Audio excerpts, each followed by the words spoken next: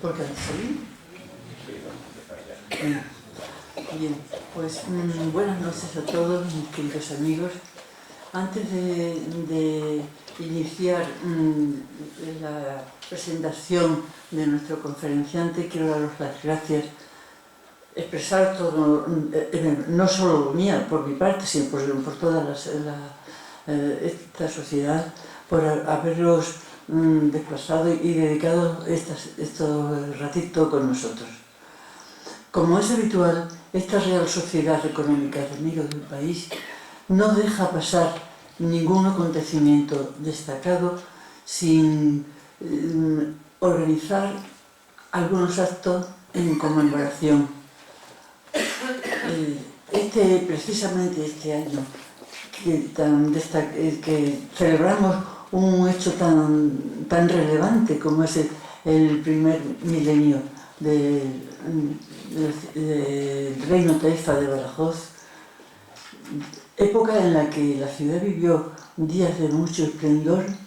Esta Real Sociedad, a instancias de ella, vendrán a ilustrarnos dos personas muy destacadas en el ámbito cultural. Y cada una de estas personas en su campo específico. El director del Museo Arqueológico, doctor Guillermo Cur, que es profundo conocedor de toda la cultura y de la arqueología extremeña, y que nos visitará el lunes próximo, estará con nosotros el lunes próximo, y hoy tenemos aquí a el también doctor Miguel Ángel Naranjo, catedrático de enseñanza secundaria y miembro de la Real Sociedad Económica de Amigos del País. Miguel Ángel, además de ser un fenomenal docente, lleva ¿cuánto? 36 años me parece en la docencia y todavía le falta. Porque como ves, un crío. Pues es un gran investigador y de eso doy fe, porque cuando se documentaba en el archivo municipal, bueno, lo tengo que decir, más de 2 veces yo pensaba, ¿cuándo querrá marcharse? Que es la hora de salir, porque todo el tiempo le parecía poco para estar allí entre sus papeles. No te enfades, Miguel Ángel, pero es la verdad y además ello le honra, porque es investigador en serio, fundamental. Y además yo lo comprendo porque a mí también me encanta, me entusiasma estar entre los documentos y buscar el pasado. Bien, pues su línea principal de investigación está dirigida al análisis de la historia de Extremadura en el siglo XIX, centrándose en el tema, específicamente en el tema de la desamortización. Claro, también aborda otros como la Milicia Nacional, la Diputación de Badajoz, el parlamentarismo extremeño. Igualmente ha hecho relatos biográficos, históricos y ha investigado temas de didácticas y educativos. En la actualidad colabora en el proyecto universitario internacional denominado Diccionario Biográfico de los Parlamentarios Españoles y hasta ahora ha realizado dentro del mismo 12 biografías de parlamentarios extremeños pertenecientes a la primera mitad del siglo XIX. Estos conocimientos a que hemos aludido se han publicado, se han plasmado en sus muchos escritos y comunicaciones, tales como el Instituto de Badajoz, un producto liberal, el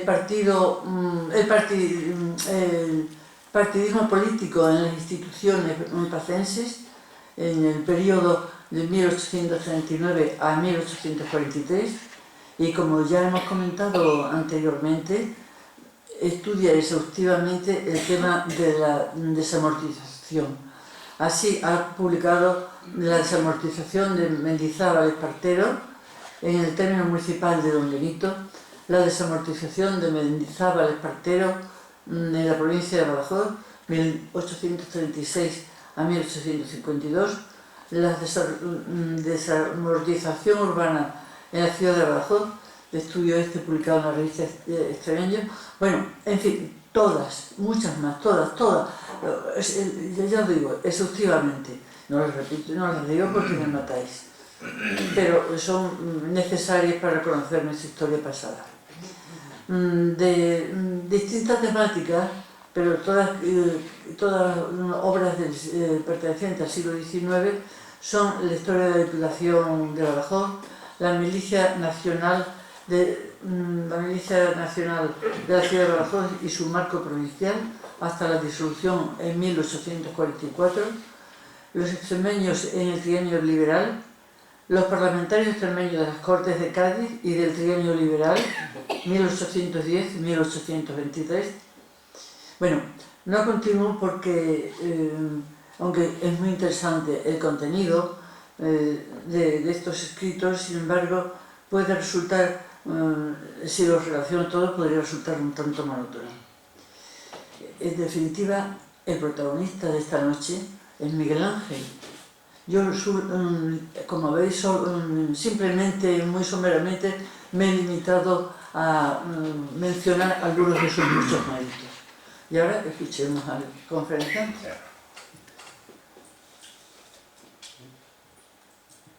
Sí, muchas gracias por tus amabilísimas palabras, sí. Me llenan de no te has enfadado, ¿no? Me llenan de orgullo, de verdad, porque por venir de quien viene. Bueno, pues vamos a hablar aquí de Badajoz y el nacionalismo. Bueno, realmente lo mismo que poner Badajoz y el nacionalismo, quizás podríamos poner Extremadura y el nacionalismo, porque en realidad lo que vamos a analizar aquí, es el grado de nacionalismo o regionalismo existente en Extremadura, ¿no? Aunque también es cierto que Badajoz ha ocupado siempre, o ha tenido siempre un peso más importante, ¿no?, a nivel político, económico y demográfico que en la zona norte de la región, la Baja Extremadura, con respecto a la Alta Extremadura. Eso es cierto.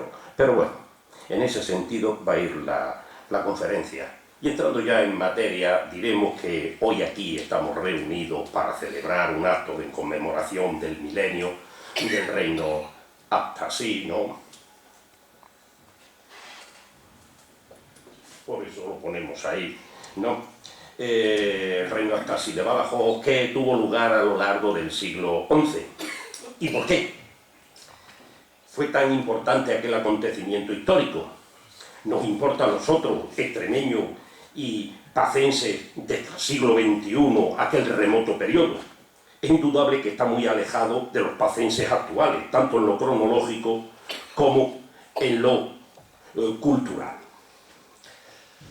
En este sentido son muy reveladoras las palabras del alcalde de Badajoz, ¿no?, el señor Fragoso, pronunciadas en Madrid el jueves 6 de febrero del año actual, durante la Feria Internacional de Turismo, en la presentación de los actos que preparaba el Ayuntamiento para conmemorar también el milenio del reino Astasí en Badajoz.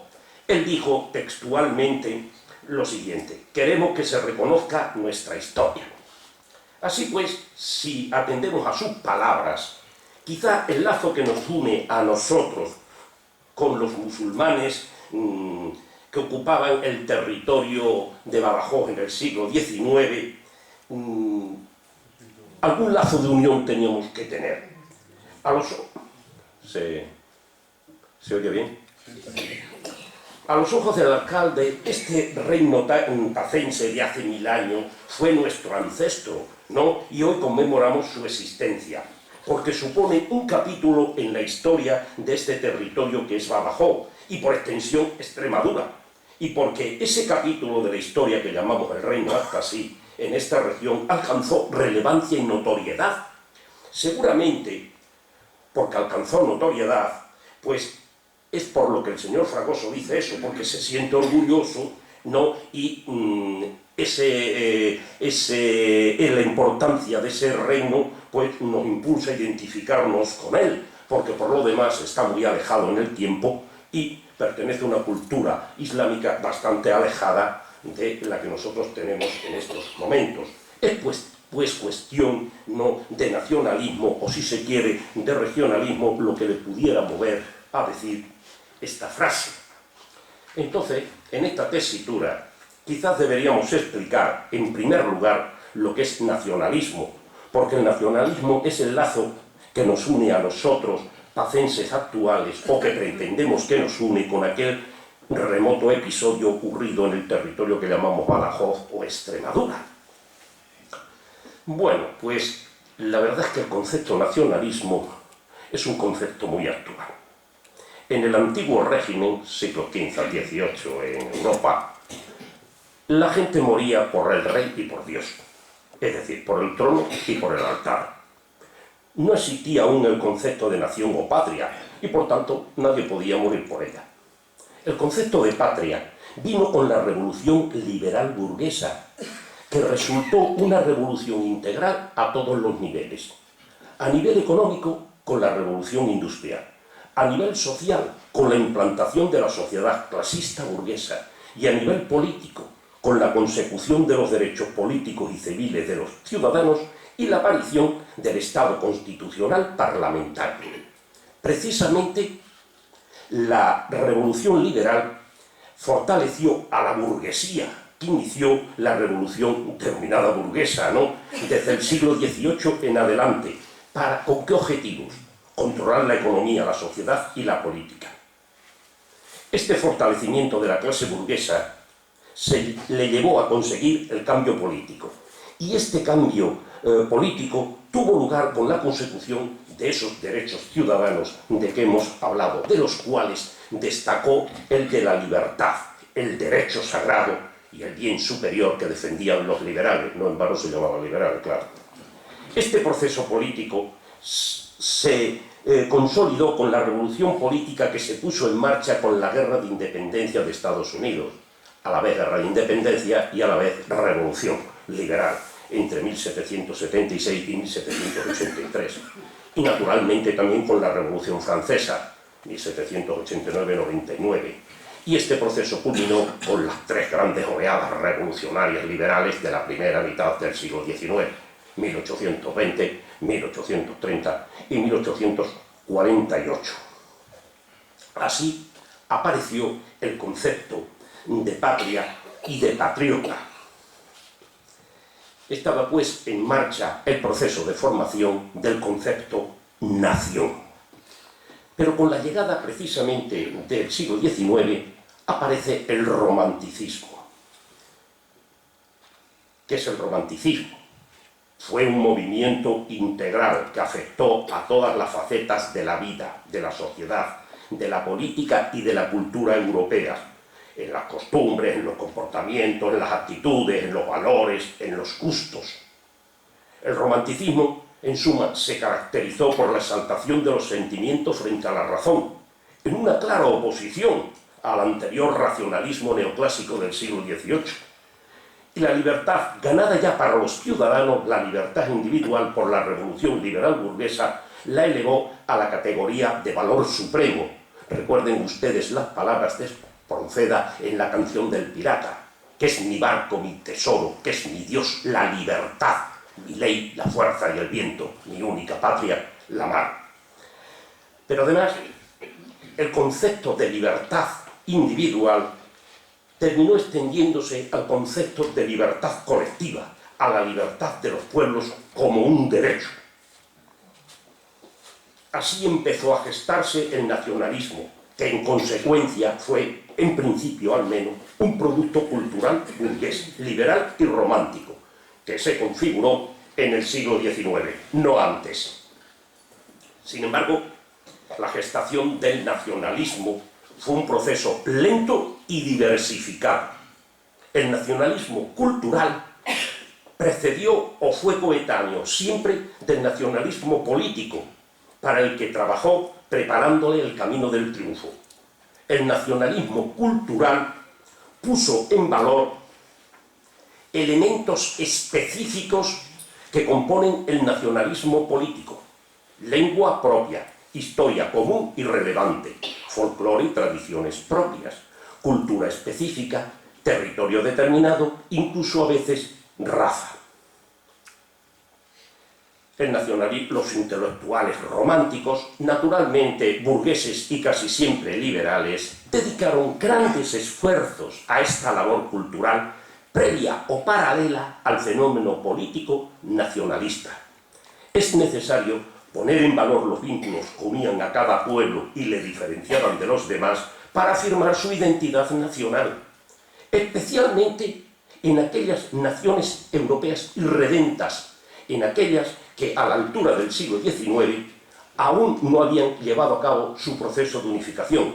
Estoy hablando de Italia, ahí tienen ustedes a Italia antes de la unificación, y naturalmente a Alemania, ahí tienen ustedes a Alemania antes de la unificación. Son los dos grandes procesos nacionalistas que de una u otra manera dan el cariz definitivo al nacionalismo. Il Risorgimento aparece en Italia, avanzado el siglo XIX. ¿Qué significa il Risorgimento?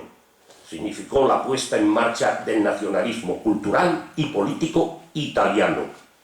La vida cultural y literaria del romanticismo italiano se tiñó de un acusado patriotismo que se reflejó contundentemente en las obras de sus representantes literarios más genuinos. Hablo del poeta y dramaturgo Alessandro Manzoni, o el poeta Giacomo Leopardi, o el escritor Cesare Vallo, o el polifacético Marqués d'Assegrio y el sacerdote y filósofo Vincenzo Gioberti. Pero alguno dirá, y a este se le olvidó el más importante. No, Giuseppe Verdi, no, que impregnó sus óperas de pura reivindicación nacionalista. Es más, fue perseguido por los austriacos, o sea, la cosa está así. El nacionalismo alemán inicia también, empieza en germen con el romanticismo, que inicia su andadura con el movimiento literario Tempestad y Empuje. Esto es un mantra, pero yo que no sé alemán. Al igual que en Italia, los principales representantes del romanticismo alemán impregnaron sus obras de nacionalismo o reivindicaron y popularizaron los valores y tradiciones más específicas del pueblo alemán. Estamos hablando pues de Goethe y de Schiller en el teatro, estamos hablando en la literatura cuentística de los hermanos Grimm, estamos hablando en la poesía de Heine, ¿no? Y por último, naturalmente, ahí era la ópera de Verdi, de Richard Wagner, ¿no? Ese gran constructor de óperas. He cogido esta, que es la única que encontré en Google, no muy a propósito, pero bueno, no. Sin embargo, el nacionalismo en Francia y en Gran Bretaña es un poco distinto. ¿Por qué? En Francia, como Estado ya formado en la Edad Moderna, el romanticismo tuvo menor carga patriótica, porque ya estaban constituidos como Estado. Y sin embargo tuvo más carga cultural y social, con grandes literatos como Chateaubriand, ¿no? Lamartine, Victor Hugo, Gautier o Alejandro Dumas, sin, por no citar, a Delacroix, que le acabamos de ver anteriormente en ese cuadro de La libertad guiando al pueblo, que pintó con motivo de las 3 grandes jornadas de julio de 1830. También Gran Bretaña era un Estado formado a finales de la Edad Media y principios de la Edad Moderna, pero su romanticismo aquí se impregnó de una carga patriótica quizás más acusada que en Francia, si lo examinamos a través de la novela histórica de Walter Scott y sobre todo de las aptitudes del gran poeta Lord Byron. Fíjense, perdió la vida no luchando por la independencia griega, aunque no murió en el campo de batalla, le pilló una gripe o no sé qué demonios, no. Pero vamos, allí se fue el hombre y allí murió, defendiendo la idea de la libertad de las naciones. Así pues, el romanticismo abonó el camino al nacionalismo, al igual que lo hizo también el liberalismo, con los principios de la Revolución Francesa las oleadas revolucionarias de 1820, 30 y 48. Una vez asentado el liberalismo en Europa con esta última revolución, la de 1848, se desencadenan los grandes procesos del nacionalismo político que culminaron con las unificaciones de Italia y Alemania. Observen ustedes que es curioso. Primero vamos hacia la libertad individual, después vamos a la libertad de los pueblos y al final, una vez que hemos conseguido la libertad individual y la libertad de los pueblos, ahora nos salimos de madre y a mayor grandeza de nuestra nación queremos conquistar el mundo, ¿no? Imperialismo 1871-1914. La verdad es que el nacionalismo contuvo dos facetas, la unitaria y la separatista, y a veces las dos mezcladas. En el caso de Italia, los nacionalistas unificaron todos sus estados anteriores en uno solo. Los estados pontificios, Nápoles y Sicilia, los ducados de Parma, Módena y Toscana, saliendo del duquesado del Piamonte.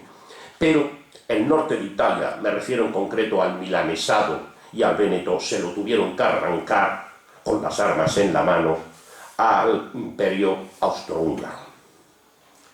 Este es un personaje paradigmático del proceso de unificación de Italia, ¿no? Giuseppe Garibaldi. En el proceso de unificación alemán, Prusia encabezó esta unión, pero previamente apartó al imperio austriaco del proceso integrador. Primero le dio una patada, lo quitó de aquí y dijo, ahora lo hago yo, con lo cual hay algo, dijéramos, de desunión. Pero el hecho cierto es que el proceso nacionalista europeo culminó su labor con la forja de estas dos grandes naciones que necesitaban constituirse para cerrar el mapa nacional europeo. Aquí tienen ustedes al forjador de la unificación alemana. Como les he dicho, después de agotar el liberalismo, el estadio nacional, el nacionalismo accedió a su fase superior, el imperialismo. Las grandes potencias europeas, más Estados Unidos y Japón, una vez que habían construido y consolidado sus grandes estados nacionales, aspiraron a engrandecerlos e iniciaron la fase imperialista del nacionalismo, que les llevó a conquistar especialmente África. Ahí la tienen, troceada adecuadamente, ¿no?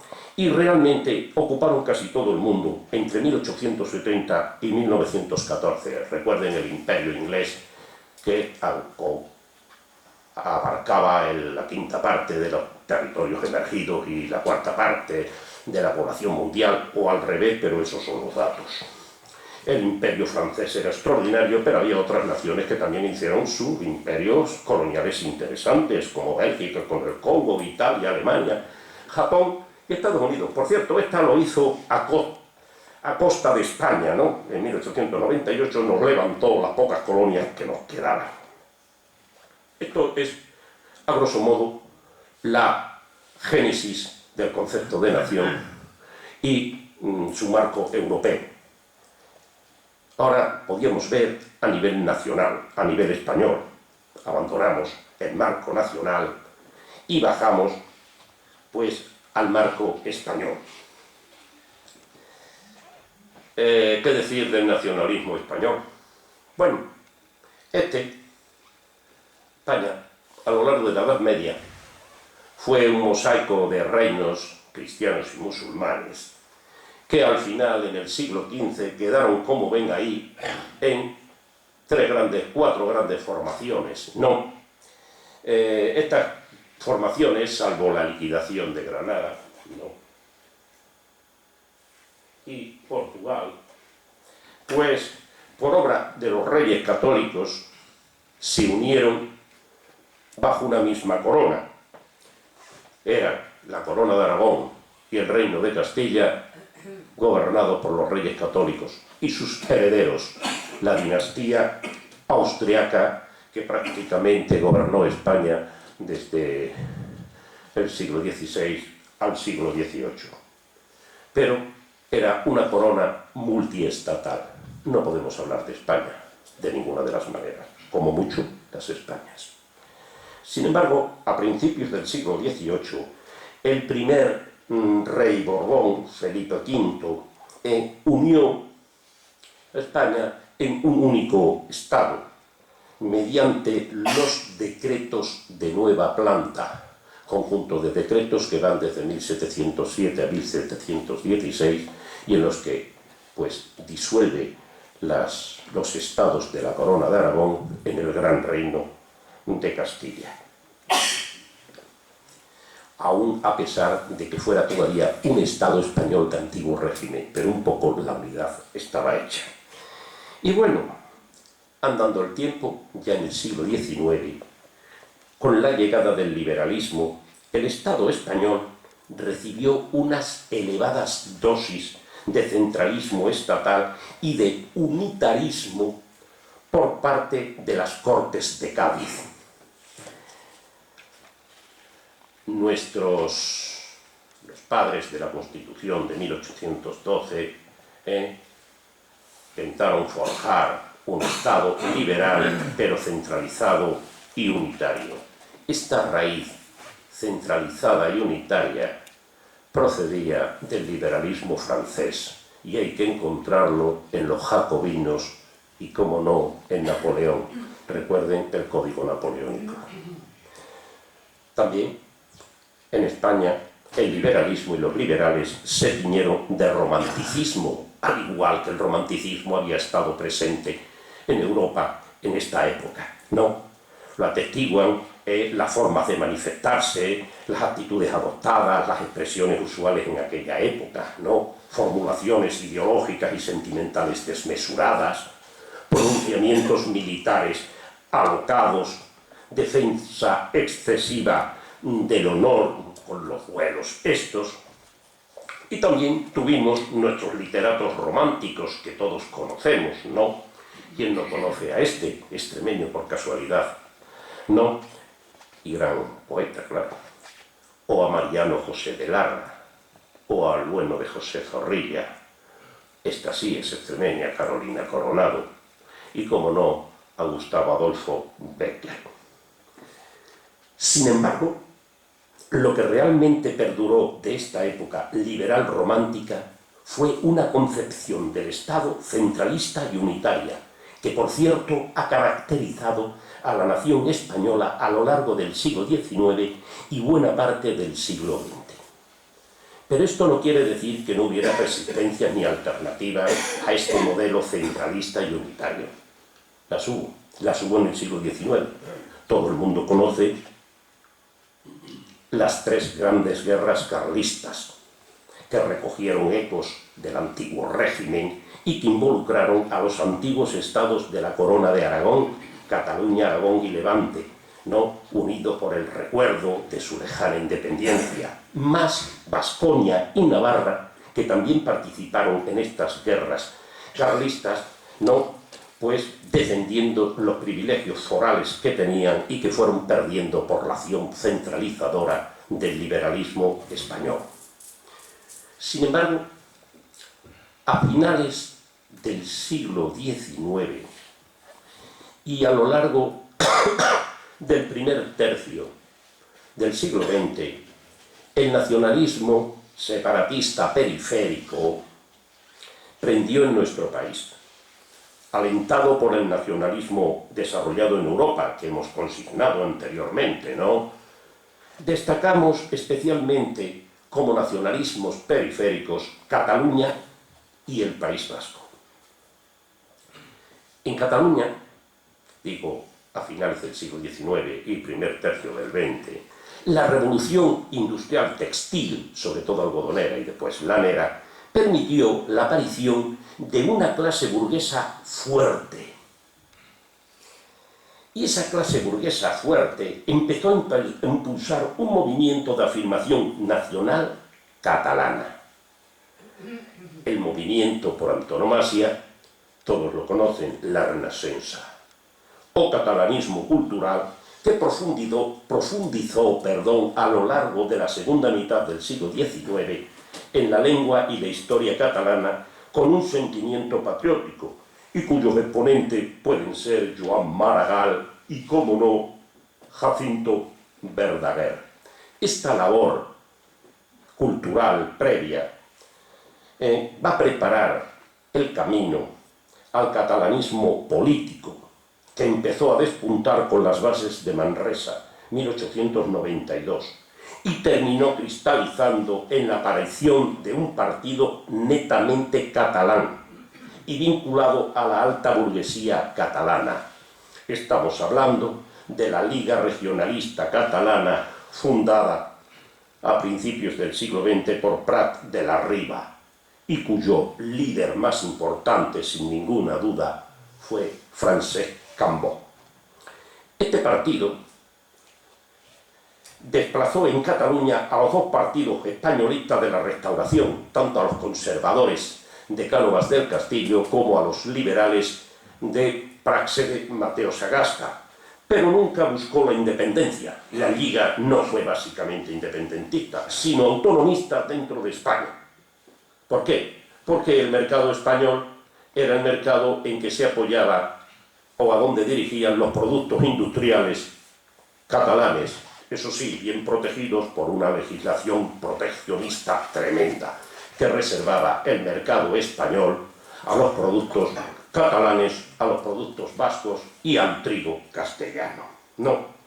Sin embargo, mucho tiempo después, no en 1931 aproximadamente, aparece Esquerra Republicana de Cataluña, liderada, ustedes sabrán, por Luis Companys. Este partido está apoyado en las clases medias catalanas y fue independentista y republicano. En el País Vasco, la alta burguesía vasca se consolidó en las ciudades y se apoyó en una poderosa industria siderometalúrgica, que tuvo también su mercado en España. Por eso, naturalmente, la alta burguesía vasca tampoco fue especialmente nacionalista. Es más, fue más bien liberal. Hay un hecho muy significativo. Jamás el carlismo conquistó una sola ciudad importante vasca, porque en las ciudades, allí quien mandaba era el liberalismo, apoyado en esta poderosa burguesía. Sin embargo, en el mundo campesino, muy ligado al carlismo, y en algunos sectores de las clases medias urbanas vascas no vinculadas al negocio industrial, se instaló el Partido Nacionalista Vasco, el PNV, fundado a caballo entre el siglo XIX y el siglo XX, y que tiene, pues, en Sabino Arana, a su, como quien dice, fundador. Era un partido retrógrado, ultracatólico, racista y separatista.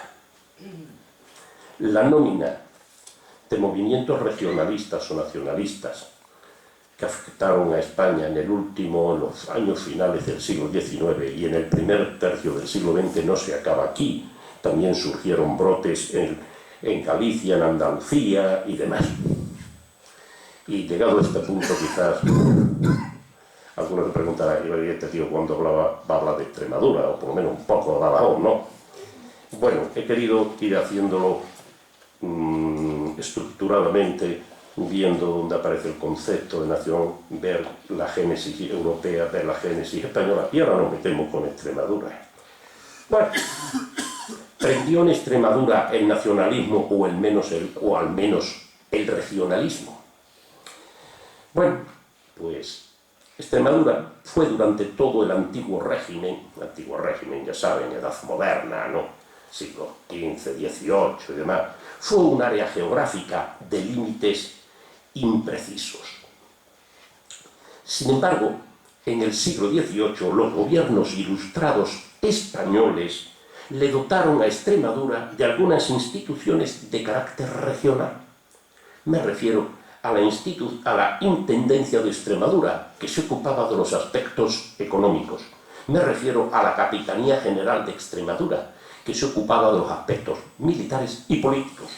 Y la Audiencia Territorial de Extremadura, que se ocupaba pues, de los asuntos legales y dividió Extremadura en los famosos 8 partidos judiciales, después serían muchos más. Estas 3 instituciones fueron, no nos engañemos, fueron instrumentos del gobierno de Madrid que tuvieron como misión fundamental gestionar mejor para el Estado español el territorio extremeño a nivel económico, a nivel militar, a nivel judicial, a nivel político. Y por tanto carecieron de un componente identitario extremeño. Servían prioritariamente a Madrid, no a Extremadura, pero abarcaban todo el territorio extremeño, o más o menos casi todo el territorio. Recuerden ustedes, para pasar a lo siguiente, que hemos dicho que en el siglo XIX el liberalismo gaditano aplicó o tuvo un concepto de Estado centralizado y unitario, ¿no? Y que combatió ferozmente todo atisbo de autonomía, todo atisbo de diferenciación, como fue el caso que desencadenó las guerras carlistas a lo largo del siglo XIX. Pues bien, este liberalismo gaditano, el liberalismo posterior, consolidó la división administrativa del Estado español en provincias, que llevó a cabo Javier de Burgos en 1833. Lo que pasa es que ustedes saben que en 1822, en pleno trienio liberal, ya se había hecho un intento de división provincial que no cuajó porque, claro, el liberalismo fue barrido por Fernando VII y el absolutismo. Pues con la división provincial esta que hace Javier de Burgos, Extremadura queda dividida en 2 provincias, Cáceres y Badajoz. Esta nueva estructura provincial vinculó, como era su objetivo, a ambas provincias con el gobierno central de Madrid, a la vez que los lazos entre ellas se aflojaron y la relación entre ambas provincias extremeñas fue escasa y poco cooperadora a lo largo de todo el siglo XIX, por lo menos hasta el 70 y tantos. Se lo digo porque yo he tenido, pues, no sé, la humorada de leerme casi todas las actas de la Diputación Provincial desde su nacimiento hasta el 75, y les puedo asegurar que las relaciones eran escasísimas. Recuerden ustedes que las diputaciones provinciales eran lo más próximo que tenía que cuidar teóricamente de cada provincia. Se suponía que podía haber más relación, pues no había. Es más, no solo eso, sino que desaparecieron instituciones del siglo XVIII de ámbito regional, como fue la Intendencia de Extremadura y la Capitanía General de Extremadura, a la vez que la provincia de Badajoz se vinculaba más a Sevilla y a lo andaluz, mientras que Cáceres se volvía hacia Salamanca y lo castellano. Extremadura se impregnó del centralismo unitario españolista, mientras que no nos consta la existencia de algún rasgo identitario regionalista extremeño, no nos consta, del tipo que sea, hasta bien avanzada la Restauración. Ahí tienen ustedes, pues, el impacto del liberalismo decimonónico en Extremadura, ¿no? Provocó una desvertebración regional, desaparición de las instituciones regionales, algunas, división provincial de la región y vinculación a Madrid, o entre ellas, vinculación de las 2 provincias de arriba a Madrid, y pues influencias colaterales de las provincias periféricas, que tendrían a separar un poco o a frenar esa identificación extremeña. Y ahora la pregunta: ¿por qué Extremadura? O si quieren Cáceres, o si quieren Badajoz, porque el fenómeno fue igual. Se arrojaron en brazos del centralismo unitario español que impuso el liberalismo. ¿Por qué? Pues una de las razones, no la única, se localiza en sus élites dirigentes. Lo que mandaban, vamos. La burguesía del siglo XIX extremeña, y sobre todo y muy especialmente la de Badajoz, que era la más poderosa, acaparó el control de la economía, la sociedad y la política en nuestra región. fue una burguesía agraria, aquí les pongo una imagen de la familia Luján, que con las desamortizaciones, aquí va ropa casa, no, concentró en sus manos la propiedad de la tierra, que era la riqueza fundamental de la economía, no, por lo menos en Extremadura. Miren este cuadro de la siega maravillosa de Millet, no. Pero claro, el modelo económico agrario dominante en Extremadura implicó una economía extremeña absolutamente dependiente de la economía española en general, porque necesitábamos todo lo demás que no aportaba el sector agrario, con graves efectos secundarios, por ejemplo, el paro, ¿no? Un efecto endémico en Extremadura. Y lógicamente, la élite dirigente extremeña, es decir, la burguesía agraria extremeña, miró a Madrid como su meta política última y perdió el interés en su propia región. Ahí tenemos el ejemplo de Antonio González González, ¿no?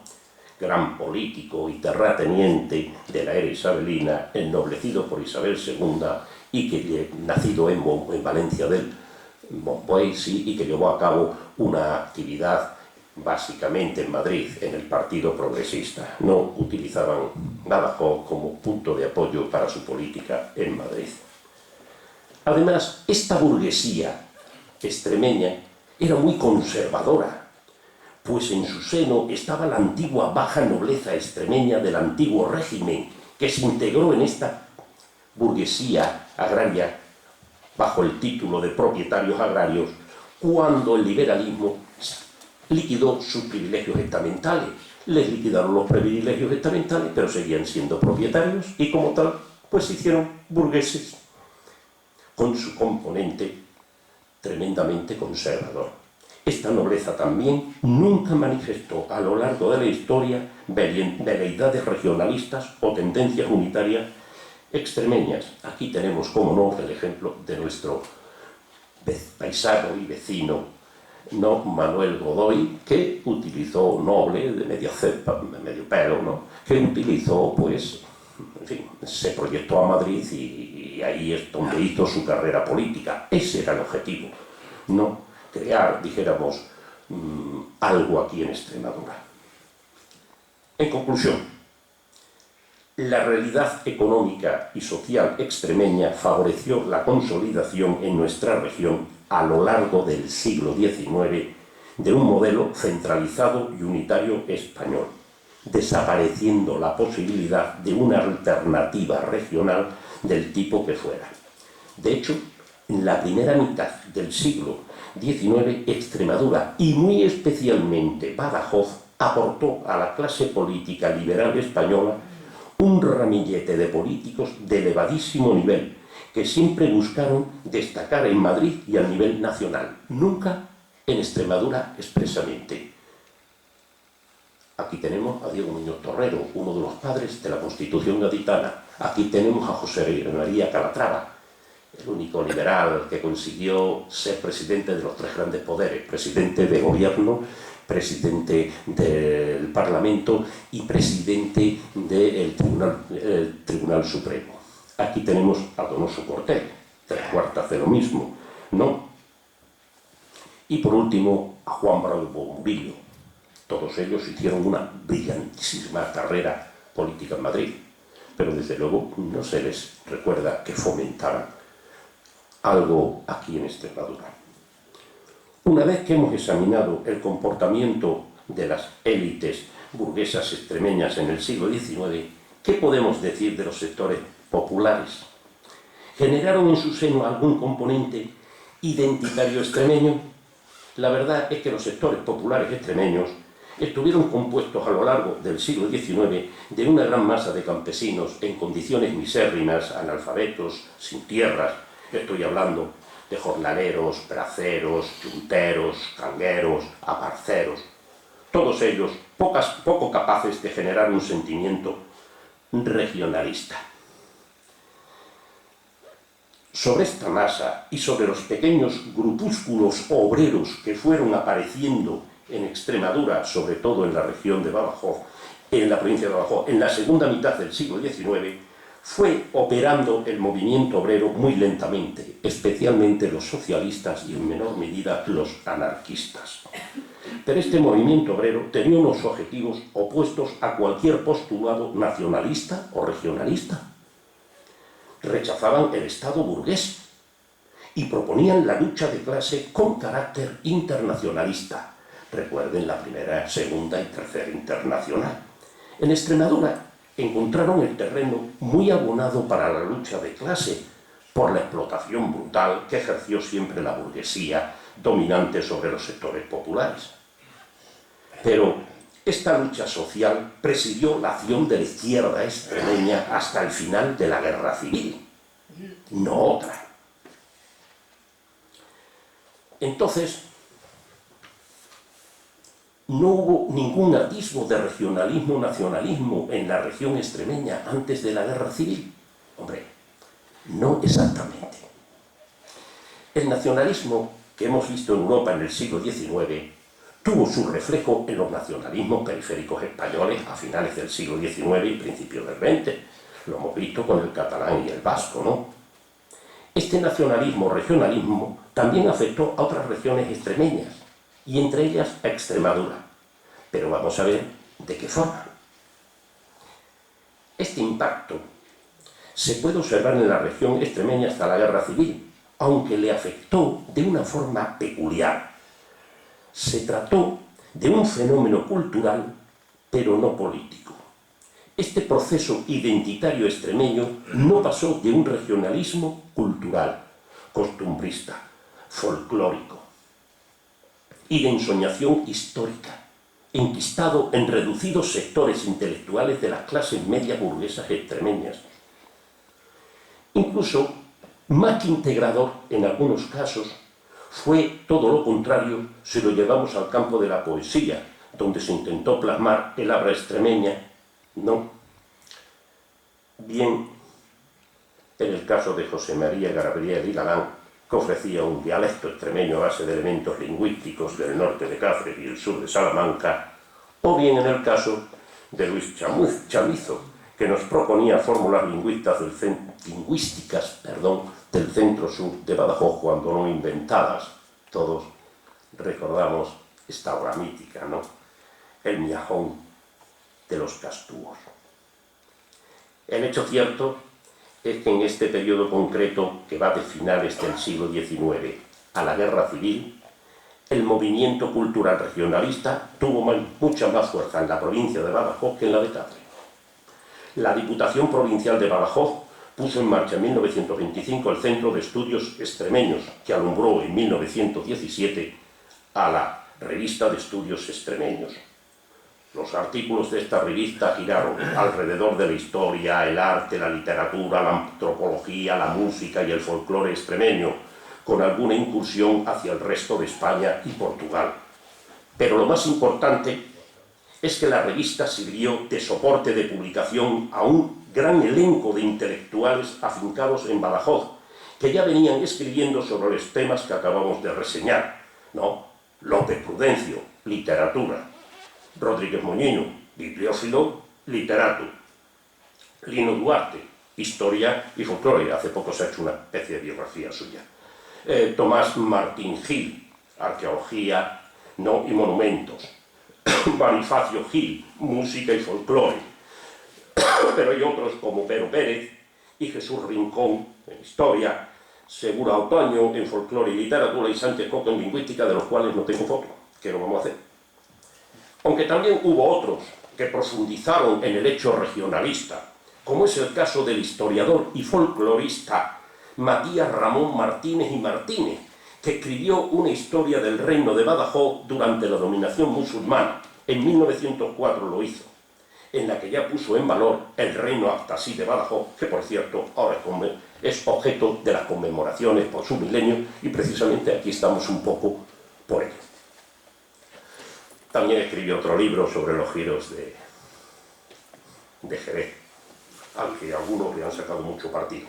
Pero bueno, pero el regionalismo también pasó a la pintura con algunos autores extremeños, pero decididamente costumbristas. Estamos hablando de Felipe Checa, ahí tienen ese magnífico bodegón, de Eugenio Hermoso, ¿no?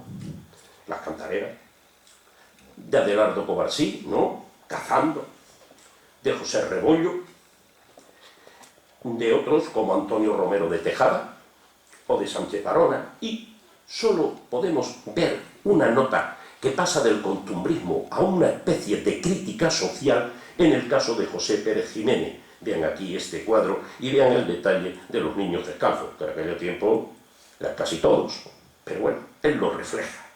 No obstante, todo este denso panorama cultural regionalista que estamos exponiendo no fue aprovechado por ningún tipo de opción política nacionalista extremeña o simplemente regionalista. Después de la guerra civil, claro, se impuso la dictadura franquista, claro, que mantuvo a nivel político los componentes centralizadores y unitarios del antiguo Estado liberal, aparte ya de los puramente dictatoriales y supresión de los derechos civiles, políticos y demás, ¿no? Así pues, no hubo margen para la aparición de ningún tipo de nacionalismo o regionalismo extremeño de carácter político, ni aquí ni en ninguna parte. En el plano cultural, el regionalismo se manifestó oblicuamente aquí en Extremadura a través de estudios sobre los conquistadores extremeños en América, los extremeños durante los reyes católicos, los Austria, o sobre la figura y tiempo de un Godoy, ¿no? Y es que, bueno, pues se tuvo que practicar una especie de regionalismo en conexión con el nacional imperialismo imperante en la época, ¿no? Entre esa literatura podemos, pues, citar al marqués, digo, al conde de Canilleros o a Arcadio Guerra en algunos aspectos. El régimen franquista dio su visto bueno a este regionalismo vinculado a la historia nacional imperialista que el mismo régimen propugnaba. La investigación sobre el folclore, los diccionarios populares, la geografía y otros aspectos de Extremadura, así como la labor de reseñas, de libros y demás, fueron obras de intelectuales en aquel tiempo como Antonio Rodríguez Moñinos o Enrique Segura Covarsí.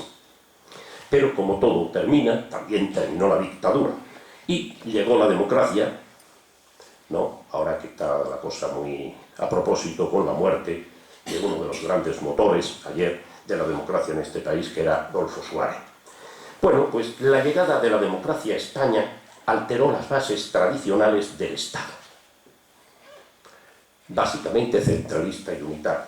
La Constitución de 1978 estableció en su título octavo el concepto de autonomía, que se correspondía poco con el secular, ya he dicho, centralismo unitario del Estado español. El hecho cierto es que terminaron por aparecer 17 autonomías, por distintos conductos y dotadas de competencias desiguales, pero que suponían una especie de pequeños, entre comillas, estados autonómicos dentro del conjunto nacional. Una de estas autonomías fue la extremeña, claro, cuyo estatuto pues, se aprobó el 25 de febrero de 1983. La estructura autonómica supuso la creación de instituciones a nivel regional que asumieron los tres poderes típicos del Estado. La Junta de Extremadura asumió el poder ejecutivo, la Asamblea Extremeña el legislativo y el Tribunal Superior de Justicia de Extremadura el poder judicial. Y así se creó una estructura política regional de Extremadura y para Extremadura, pero sin la existencia de una ideología política nacionalista o regionalista que le diera sentido a este pequeño Estado autónomo. Sin embargo, estas instituciones representan poder político real, ¿no? Ser presidente de la Junta, poder político real. Y en consecuencia, la clase política extremeña se dispuso a ocupar estas instituciones. Obviamente, esa es su misión. ¿En qué consistía la clase política extremeña puesta en marcha la democracia? ¿Había en ella algún partido nacionalista o al menos regionalista? Aquí lo que hubo fueron dos tendencias de carácter nacional español que desde un principio ocuparon la amplia mayoría del espectro político extremeño. Por la derecha, el Partido Popular, ante UCD y Alianza Popular, y por la izquierda, el PSOE. Sin embargo, hubo un intento político regionalista. Al principio de la democracia, Pedro Cañada fundó la Acción Regional Extremeña, AREX, que contó con algún miembro destacado, parece ser, como Enrique Sánchez de León. Esta formación burguesa y de derechas terminó absorbida por la Unión de Centro Democrático de Adolfo Suárez, fallecido tristemente ayer. Pero en 1980, Pedro Cañada creó Extremadura Unida, de corte social y político similar a Alex, ¿no? Y obtuvo alguna representación en la Asamblea de Extremadura y alguna alcaldía en los años 80, pero nunca terminó de expandirse electoralmente, y ya en el siglo XXI llegó incluso a acuerdos electorales con el Partido Popular. Posteriormente apareció la coalición extremeña, PREX, que en su origen estuvo vinculada a Extremadura Unida. Desde el año 2003 ha ido aliada en las elecciones con el PSOE, por carecer seguramente de base electoral suficiente para mantenerse ella sola, ¿no?, en el campo político. En cambio, los dos partidos nacionales principales, PSOE y PP, coparon la escena política extremeña desde un principio hasta la actualidad en todos los ámbitos extremeños, local, regional y nacional. En concreto, el PSOE ganó las primeras elecciones autonómicas en el 83 y ha estado regentando el poder autonómico en Extremadura hasta que en el 2011 le ha sustituido el Partido Popular. Así pues, los partidos nacionales han ocupado desde un principio, con la llegada de la democracia, las instituciones autonómicas extremeñas, utilizando el regionalismo como un reclamo electoral secundario y casi fagocitando a los pequeños partidos extremeñistas que han ido surgiendo. Ambos partidos nacionales no han fomentado un sentimiento identitario extremeño real, parece que no lo sienten, sino que han aplicado normalmente una política de folclorismo, carente de mordente y de peligrosidad política, aplicada fundamentalmente en ámbitos rurales y en la tercera edad. Eso sí, bien trufada de irredentismo frente a otras autonomías nacionalistas como la catalana, y a veces un poco teñida de demagogia social, todo hay que decirlo. Pero es que quizás la clase política y la sociedad extremeña en su conjunto carecen de señas de identidad extremeñistas.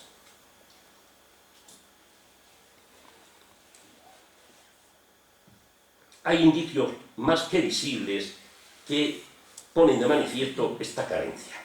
Veamos algunos de estos indicios de falta de extremeñidad.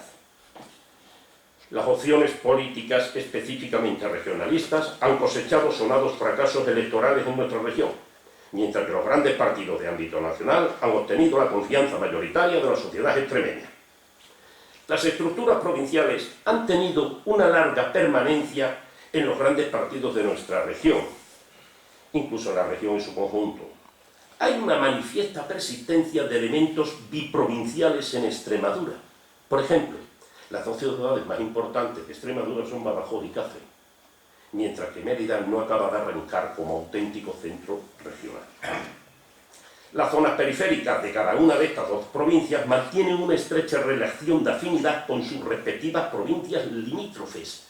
Tal es el caso del norte de Cáceres con Salamanca y el oeste de Cáceres con la provincia de Toledo, mientras que en el sur de la provincia de Badajoz, mientras este sur no mantiene una notable vinculación con Sevilla y Huelva. Y para no cansarles a ustedes, les puedo poner un ejemplo muy representativo de esta falta de identidad extremeña entre los rectores de nuestras instituciones autonómicas. Todos sabemos que el nacionalismo o regionalismo político, lo hemos dicho aquí, se suele asentar sobre una realidad nacional o regional de tipo cultural, primero el hecho cultural, después el político. Ya lo hemos dicho y lo hemos repetido. Pues bien, ese fundamento cultural regional se expande y se consolida mediante una política educativa orientada a fomentarlo. ¿O alguno de ustedes se cree que es algo anecdótico la feroz lucha de Artur Mas por imponer el catalán sobre el castellano y obligar a explicar en las aulas catalanas una determinada historia de España en vez de una determinada historia de Cataluña en vez de la historia de España? No, no lo es, esto no es gratuito.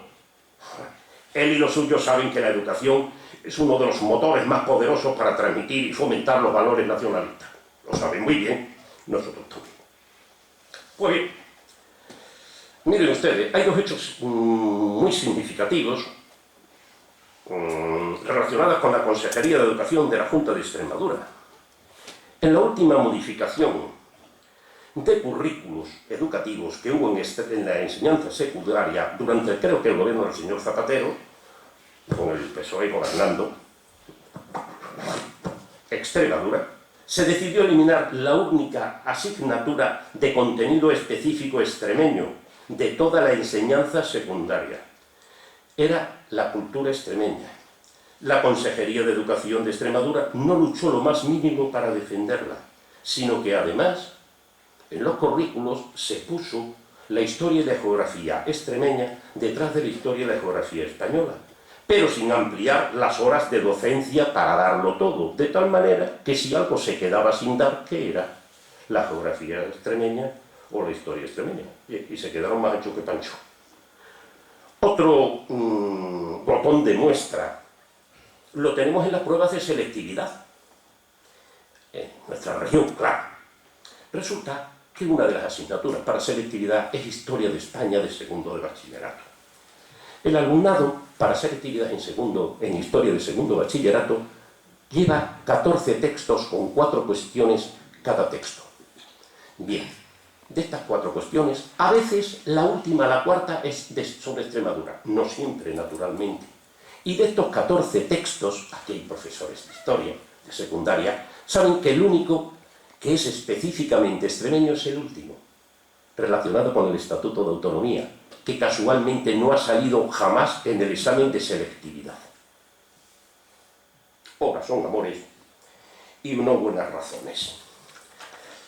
Todo esto que venimos examinando hasta ahora es verdad que se ha gestado bajo el gobierno autonómico del PSOE, pero claro, también es verdad que cuando el PP ha tomado relevo tampoco ha hecho nada para mejorar la situación del regionalismo en la educación. Y lo que es aún más destacable, la sociedad española no ha mostrado la más mínima inquietud ante tales políticas educativas.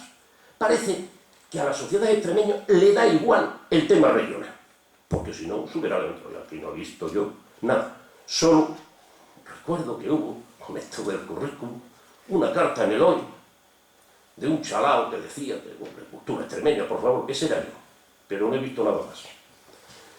Y no porque yo fuera regionalista, sino simplemente porque, hombre, no te vas a cargar lo poco que hay, digo yo. Sin embargo, hay que reconocer, y lo reconozco yo, que ha mejorado mucho la atención prestada al hecho cultural regional en Extremadura en los últimos 30 o 40 años. Ha mejorado. ¿Debido a qué? A varios factores. Por una parte, el interés que ha despertado en España los estudios regionales con la puesta en marcha de las autonomías también ha afectado a Extremadura. Por otra parte, la puesta en marcha de la Universidad de Extremadura ha posibilitado que muchos investigadores de la misma centraran sus estudios en la realidad extremeña. Debemos destacar, por ejemplo, por lo que a mí me corresponde, pero yo soy historiador, pues la historia hecha por la Universidad de Extremadura, la historia de Extremadura hecha por la Universidad de Extremadura, que fue un esfuerzo muy meritorio. E incluso los estudios sobre el regionalismo que han hecho algunos profesores de historia contemporánea de la Universidad de Extremadura. Sin embargo, no solo en los ámbitos universitarios se hizo eso, en otros ámbitos también se hizo. Se hicieron aportaciones interesantes.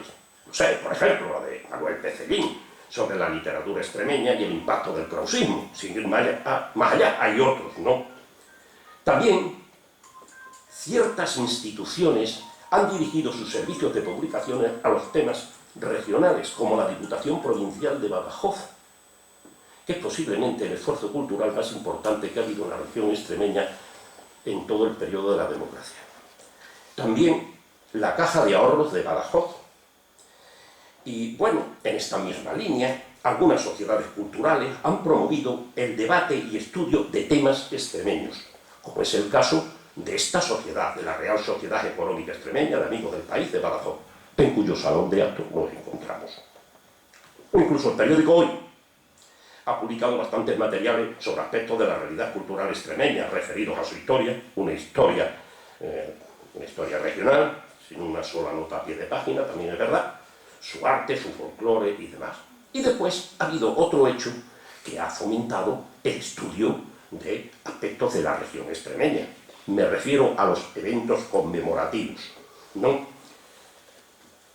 que se centraban en algunos momentos de nuestro pasado histórico. Han dado lugar a publicaciones con una extraordinaria rigurosidad y seriedad. Podemos hablar del Congreso de Godoy, de hace unos años. Podemos hablar de la celebración del bicentenario de las Cortes de Cádiz y el bicentenario de la Diputación Provincial de Badajoz. Podemos también citar, pues, los 50 primeros años del liberalismo en Extremadura. Todos estos eventos han ido normalmente, han dado lugar a una serie de publicaciones de elevado rigor científico e histórico. Y ya para terminar con este apartado, podemos recordar que nos encontramos en estos precisos momentos celebrando el milenio del Reino Astasí de Badajoz. Es una ocasión que ha dado lugar, pues, en fin, actividades de tipo cultural. Llegado a este punto, y para ya terminar de verdad, quizás podríamos hacer algunas reflexiones a modo de conclusión. Se puede afirmar que en la Extremadura actual se ha avanzado en la forja de un cierto regionalismo cultural, pero este regionalismo cultural no se ha traducido en la aparición de un regionalismo o nacionalismo político de importancia. ¿Por qué?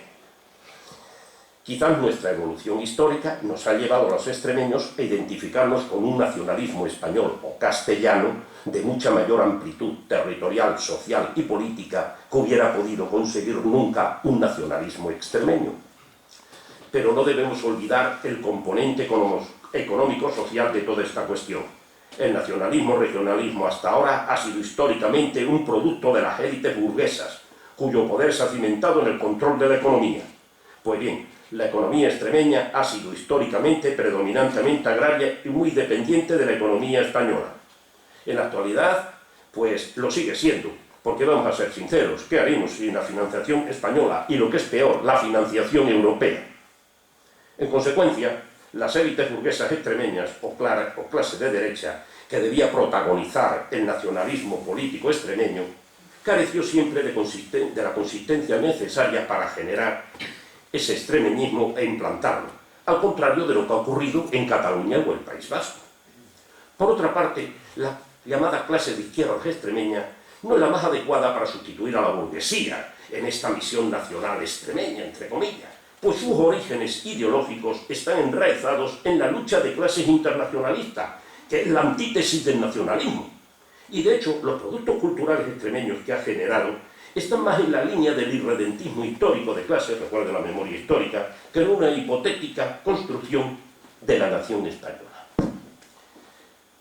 Y termino con unas palabras del actual presidente de la Junta de Extremadura, el señor Monago, que a mí me parecen muy reveladoras del pensamiento de buena parte de nuestra clase política y, si me apuran, de buena parte de la sociedad extremeña.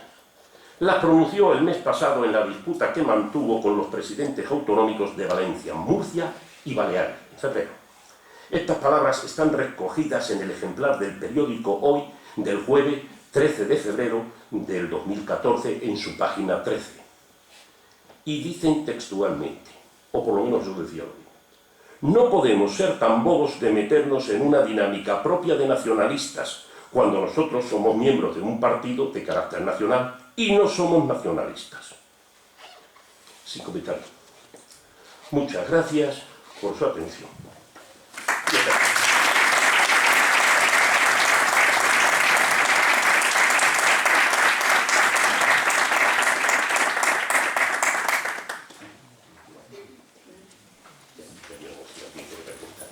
Sí, claro. Y cualquier pregunta que se les ocurra está dispuesto el doctor Naranjo. Sí, buenas noches. Yo quería comentarle si en alguna... Sí, yo creo perfectamente. Bueno, vale, un poco de presión. Cuando ha comentado el efecto que se produjo en Extremadura como consecuencia de la imposición del liberalismo unitario, de dividir a las dos provincias y unirlas fundamentalmente a Madrid, ¿ese mismo efecto se produjo en otras regiones también? Sí, en otras muchas regiones. Es que realmente en el liberalismo se impone sin prácticamente dificultades que yo sepa notables. Aquí hay profesores de historia que me pueden enmendar, en casi todo el territorio nacional, salvo en la zona de la Corona de Aragón y en el País Vasco. Las tres guerras carlistas demuestran lo que estoy diciendo, ¿no? Fueron tres terribles guerras carlistas. La última termina en el 76. Bueno, y poco después empieza el asunto, en el último tercio del siglo XIX, hasta la Guerra Civil, empiezan ya la aparición de los movimientos autonómicos, no nacionalistas, catalán y vasco, llevados a cabo ya por las burguesías estas que se van fortaleciendo con el desarrollo económico. O sea que, salvo en esas zonas en donde estuvo más localizado, hay algún brote por otra parte, pero no es especialmente sustancial, creo yo.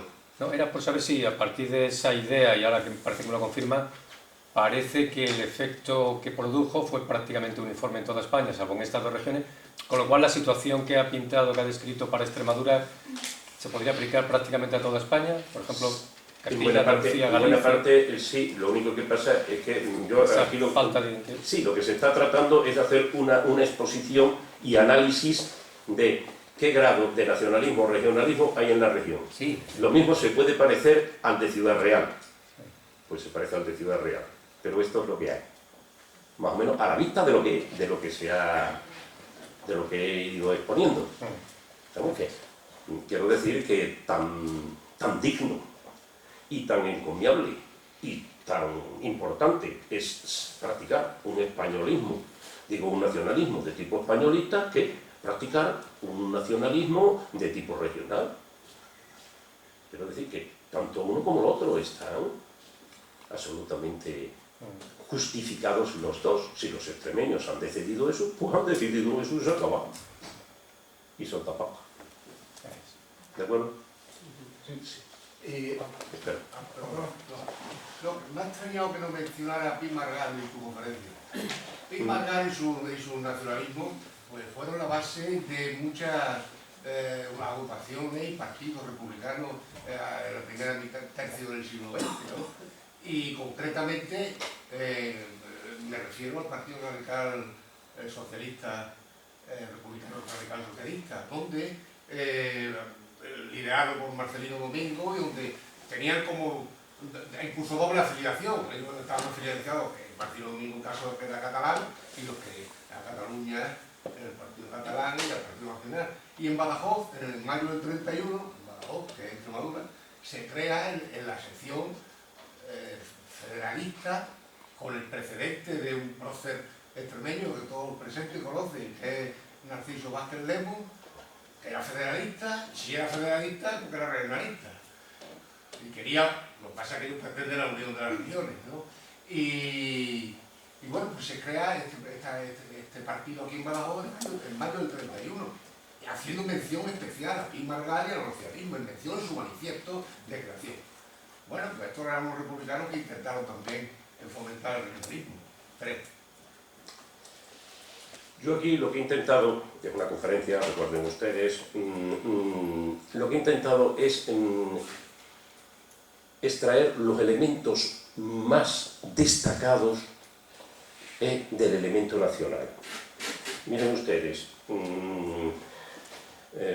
Pi Margall es que se pierde mucho en otras cosas.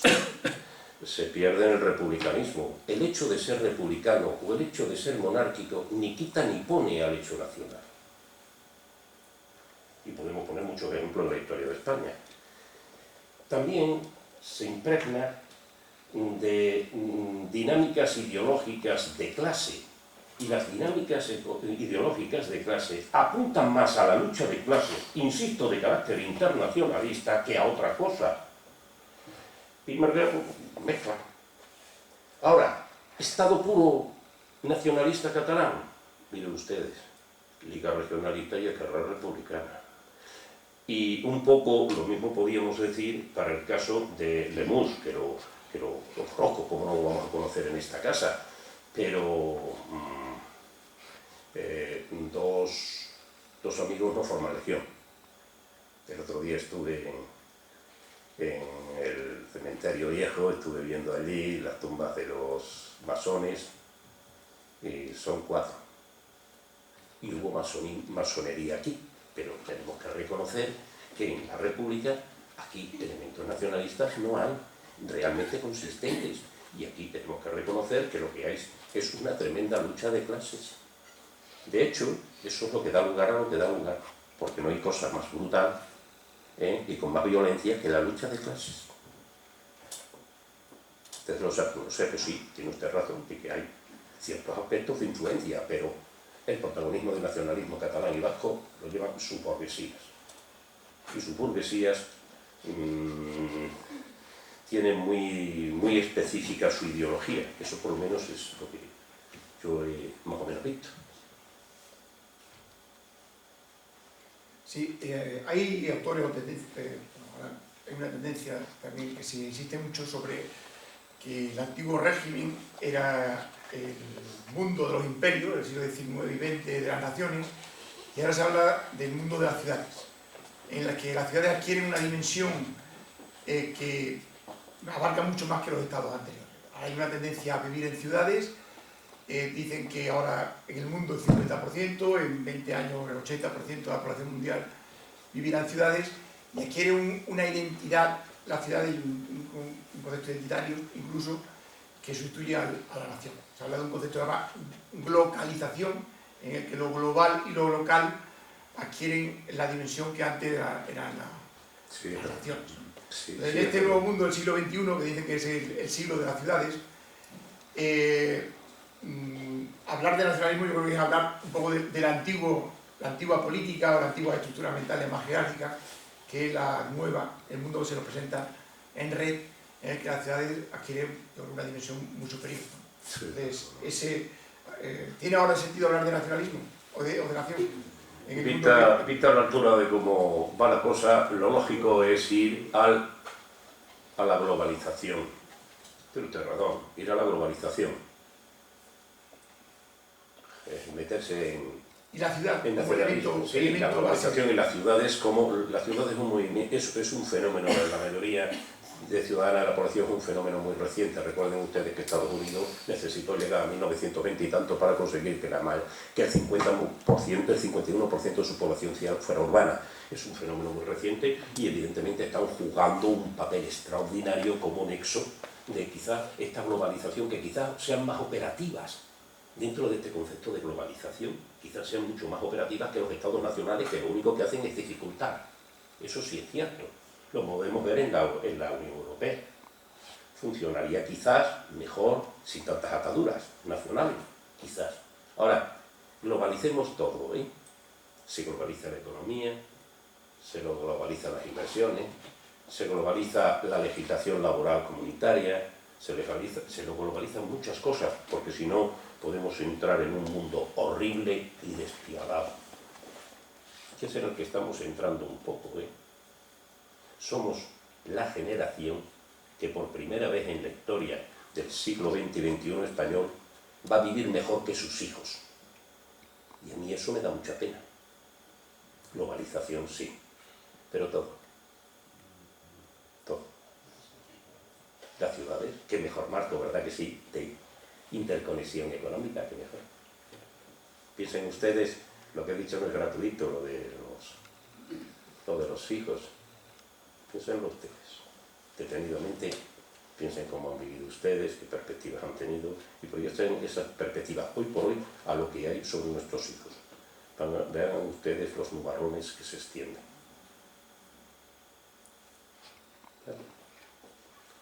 ¿Alguna cosa?